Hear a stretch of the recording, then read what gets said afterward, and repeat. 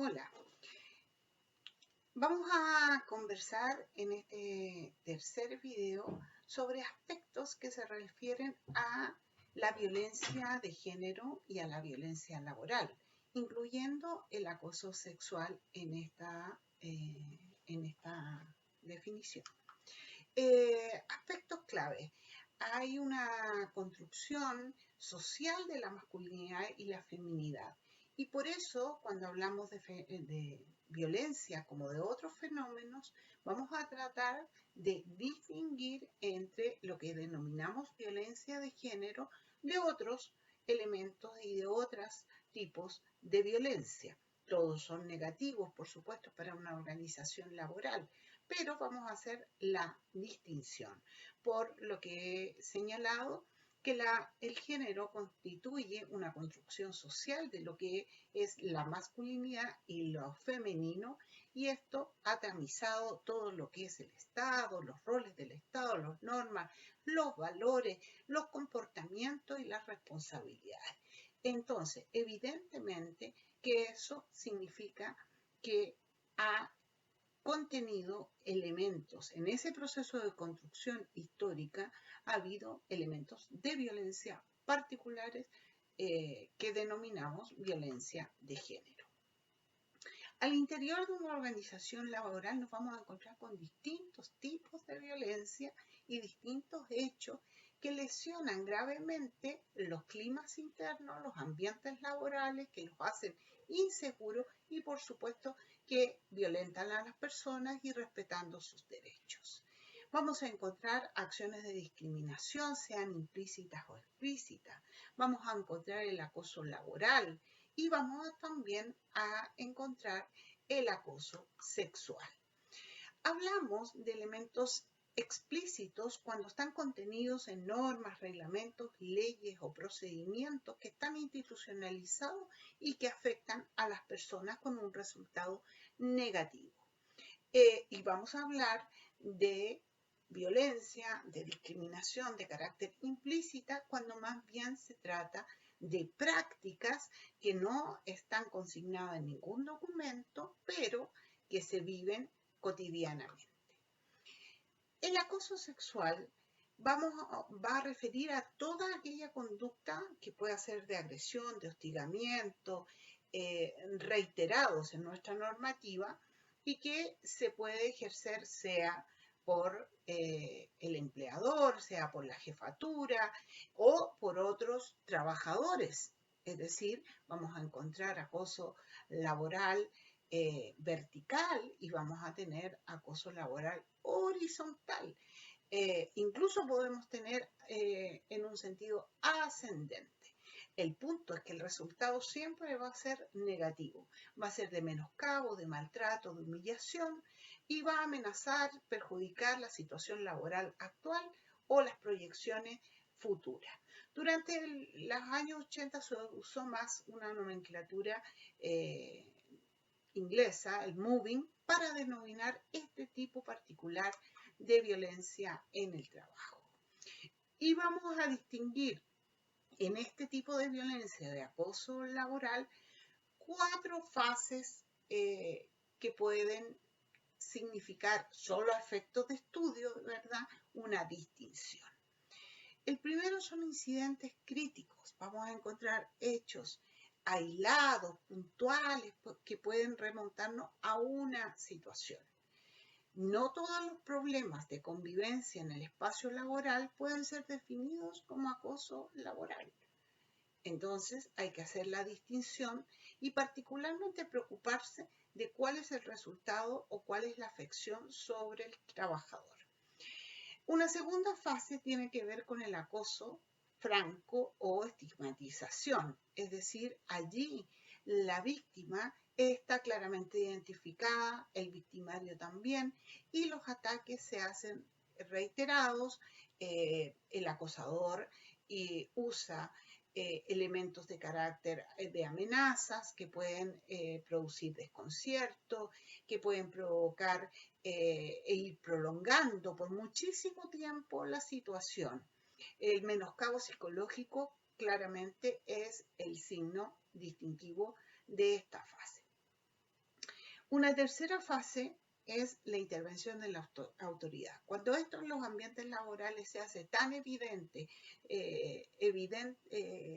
logra concitar la atención de la jefatura, de la autoridad, ¿verdad? Y hacerse consciente de lo que está ocurriendo y que esto requiere medidas. En el sector público existen normas administrativas que establecen qué hacer en estos procedimientos, pero no siempre se llevan a cabo con prolijidad, particularmente porque la víctima y el victimario muchas veces no se separan del espacio del trabajo durante el proceso que dura la investigación de estas situaciones.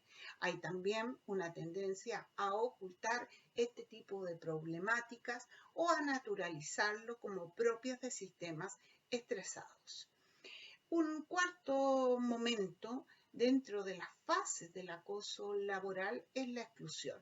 Es decir, la situación se puso tan grave, se hizo tan al límite, rompió las resistencias de la trabajadora o el trabajador que lo vive y el trabajador pasa a ser etiquetado como problemático, la recurrencia del conflicto sin resolver no se atenúa y adicionalmente va generando un ambiente negativo y nocivo que finalmente va a lograr terminar con la expulsión o el abandono del trabajo. Frecuentemente los trabajadores empiezan en este tránsito entre lo que va, si la intervención de la autoridad no es la adecuada y los procedimientos no son los adecuados y la respuesta del colectivo tampoco lo es normal que el trabajador que está sufriendo esta situación empiece a tomar licencias médicas, siendo un elemento característico ya de la problemática que no se ha resuelto bien en el lugar de trabajo, sea porque no existen las normas internas, cosa que no debiese ocurrir en el sector público, o sea porque las jefaturas no han sido capaces de resolverlo. La incapacidad de los grupos, de los otros y otras trabajadores a veces de contener a una víctima de esta violencia, también es un elemento que gatilla la sensación de orfandad, la sensación de soledad en que se vive esta problemática. El acoso sexual que ocurre en el ámbito laboral puede efectivamente ser hacia un hombre o hacia una mujer y vamos a hablar de cualquier tipo de requerimientos de carácter sexual que no sean consentidos. Esa básicamente es el elemento clave, el que no haya consentimiento y que no haya amenaza asociada de perjudicarte, de impedirte desarrollo laboral o de inhibirte de oportunidades más adelante. No siempre son de carácter físico, el acosador también puede tener requerimientos de otro tipo que pueden incluir propuestas de carácter verbal, correos electrónicos, cartas, ¿verdad? De otro tipo y que también el contenido es estos tipos de requerimientos o estos tipos de mensajes de corte sexual que no han sido consentidos y que están fuera del marco de las relaciones de trabajo entre compañeros, entre colegas, entre profesionales o entre jefaturas y subalternos. El empleador tiene la obligación de tener un reglamento interno para resolver este tipo de violencias y canalizar las denuncias. Sin embargo, muchas veces esto no se hace precisamente por el temor a quedar estigmatizado dentro del grupo del espacio laboral o porque se conoce de situaciones anteriores que no fueron resueltas adecuadamente.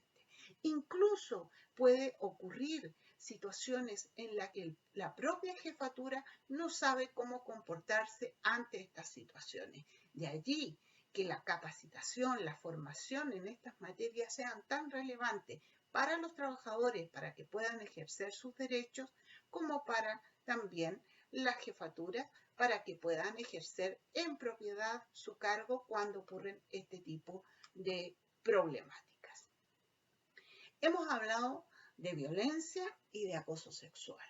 Sin embargo, vamos a incorporar un tercer elemento al análisis, que es la violencia de género. Es decir, cuando hablamos de violencia de género, sí estamos hablando de todos los actos de violencia que ocurren contra el sexo femenino, contra las mujeres, y cuyo resultado pueda ser algún tipo de daño de carácter físico, psicológico, sexual, e inclusive también las amenazas o la coerción de alguna libertad va a incluirse. ¿Cuál es el factor detonante de la violencia de género a diferencia de los otros elementos que habíamos visto? El elemento ser mujer. La condición de mujer es la que está gatillando la vulneración y generando la posibilidad de que se ejerza algún tipo de violencia contra ella. Cuando hablamos de violencia de género, también vamos a distinguir sobre los distintos tipos de violencia, incluyendo la psicológica, la física, la económica y la patrimonial, que normalmente se vive también dentro de la denominación de violencia intrafamiliar. Todas estas formas de violencia son inaceptables. Todas estas formas deben ser combatidas por una organización laboral adecuada, por normas y procedimientos establecidos y conocidos por los trabajadores y trabajadoras y por una organización de los trabajadores que brinde protección, ayuda temprana y canalice las demandas para que la trabajadora o trabajador no se sienta expuesto. Nosotros tenemos una normativa que separa estas realidades.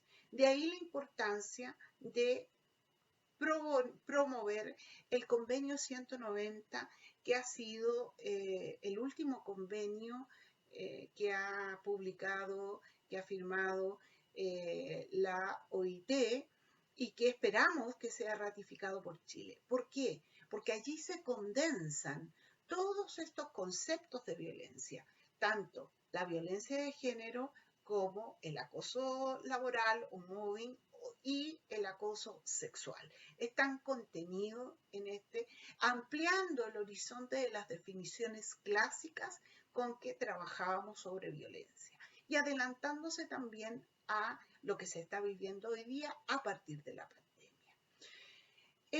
Y precisamente en este punto es que quiero cerrar esta cápsula, señalando que en tiempos de violencia se tienden a agudizar los conflictos, sea por el estrés en que se vive, sea por las situaciones de tensión que deben enfrentarse. Piensen ustedes que la OIT ha definido dos sectores del área pública como críticos respecto de violencia, que son los sectores de la educación y el sector de la salud al que ustedes corresponden. En la salud no solo se puede vivenciar la violencia de género, la violencia o el acoso laboral o el acoso sexual, sino que adicionalmente vamos a incorporar todo lo que es la violencia que viene desde los propios usuarios hacia los trabajadores, muchas veces porque los sistemas no son capaces de responder a la realidad y responsabilizando entonces a la funcionaria, al funcionario, al profesional que tienen al frente de las insuficiencias sistémicas de la salud en este caso. En tiempos de crisis como el que estamos viviendo, esto tiende a agudizarse, sobre todo porque esta pandemia se trata también de una situación de crisis sanitaria.